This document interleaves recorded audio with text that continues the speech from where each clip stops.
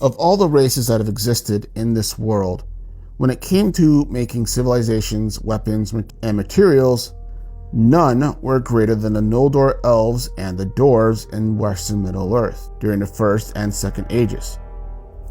And when I read the Silmarillion, it would often seem like while it might portray the Noldor as the best creators in Arda, it would also do the same with the Dwarves. So I want to do a comparison. Now, on the one hand, the Noldor were educated by the Valar, more specifically Ale, the prime maker of the Valar. Of the three elven clans in Valinor, it was the Noldor who were primarily responsible for making the Deathless Land more beautiful than it had been before their arrival, perhaps even more so than the original Almarin. It is from the Noldor that we get some of the most influential creators as well in the Legendarium, such as Fëanor, Turgon, Celebrimbor, and so on. All who made objects of such magnificence, power, and beauty that they were regarded as being not of this world. Just look at the Silmarils, the city of Gondolin itself, and the Rings of Power. They were also the first to create weapons in Valinor, which made sense, being an extension of their ambition and native aggression, and of course that's from the manipulations of Melkor. Noldor were nothing if not proactive.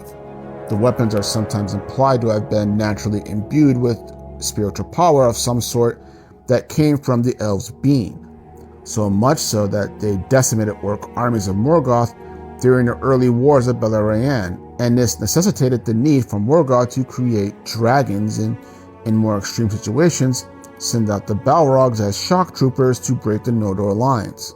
And the Noldor creations were famously long-lasting, when not lost or destroyed, such as Glamdring, Sting, and Orcust, as well as the Seeing Stones, the Palantiri. And honestly, those are pretty good accolades, and I'm a dwarf fan. But at the same time, not to be outdone, the Dwarves, while not being taught directly under Ale, are implied to have the Vala built into them the natural ability to create and make wondrous things from the materials of the world. They created the great cities and places beneath the earth that others were not capable of doing. Belagos, Nargothrond, Khazad-dûm, Erebor, and so on. These cities also being long-lasting, and in the case of Khazad-dûm, even outlasting the Dwarves that originally carved it in the first place. The Dwarves were also regarded, however, as master armorers, creating the armor and weapons for the Sindar that was primarily responsible for their victories in the First Beleriand War on the Eastern Front, giving them the time needed for Melian to then create her magical barrier. And it's possible that the Dwarves created these weapons about the time that the Noldor did in Valinor.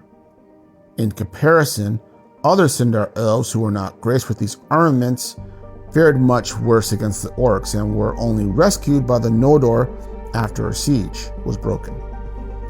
And their weapons were notoriously durable and did not rust, with the best example being Narsil, being forged by the greatest of the Dwarven smiths, Telchar. But also to be included in this list are the grim armored masks that were capable of withstanding dragon fire from the infamous Glaurung. This being the sole reason why the armies of the Sons of Fëanor on the Eastern Front barely survived and critically injuring the jackass of a dragon as well. I would like to think that when Turin kills Glaurung later on, it's by stabbing him in the same spot that the King of Belagos did that caused the dragon to retreat from the battlefield during the Battle of Unnumbered Tears. Anyway, Dwarven mansions and structures were massive, far outweighing and outsizing their own natural size and stature. And I would definitely say that this was on par with the Númenóreans and arguably even the Noldor themselves, even if perhaps not as beautiful. And the Dwarves also created the greatest armor of Middle-earth, Mithril. And the funny thing is that the Silmarillion does speak to this particular rivalry directly. That when Caranthir established his realm near the Blue Mountains, that his Noldor did encounter the Dwarves of the Blue Mountains, and the two factions inherently did not like each other. But despite that, and unlike their treatment of the Sindar, The Noldor saw for themselves the extremely excellent craftsmanship of the smaller rivals, and thereby recognized the mark of ally in them, I guess you can say, and their own mutual reverence for the Valar, essentially establishing common ground between them so that the two came to begrudgingly respect each other, even if they did not like each other very much. And that says something when anyone can earn Noldor's respect while not being originally from Valinor. All this being said, I think the two races are equal in terms of ranking smithcraft. While the Noldor did create objects imbued with spiritual power, or power from the Annuar, I think it was largely due to the fact that they had been exposed to them in the first place, whereas the Dwarves didn't. After all, take for example, in comparison, Feanor's creation of the Silmarils, which was the light of the two trees of Valinor, with Gimli being able to make a crystallized jewel from 3 strands of Galadriel's hair. Not only becoming an heirloom among his race, but also the last physical traces of the Noldor and of one of the oldest beings who have lived in Middle-earth at all. So, for me, who's to say that they couldn't have done the same thing as the Noldor had they too been exposed to the trees of Valinor, the light of the West, and the direct education of the Valar? The Noldor may have an advantage in being more proactive when it came to the reasons for their creation, because the Dwarves basically traded and fought when someone pissed them off and when they needed to, but still kept many secrets to themselves. And you can ask the Sindar elf Eöl about that one. And both races were renowned as warriors and regarded as not to be taken lightly if you do cross them. So, yeah, I think both of them are pretty much equal.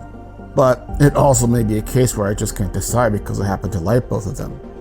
But if you're going to press me on it, I would have to say the Dwarves. And the reason being primarily of how durable their equipment was in the face of the most extreme weapons of evil, basically dragonfire. As great as Noldor weapons and armory was and how long that they lasted and were spiritually powered, they could not withstand dragonfire. The Dwarves could. So, yeah, I like them both, but I'm gonna have to go with the Dwarves. But whether you agree or disagree or have a third option, let me know below.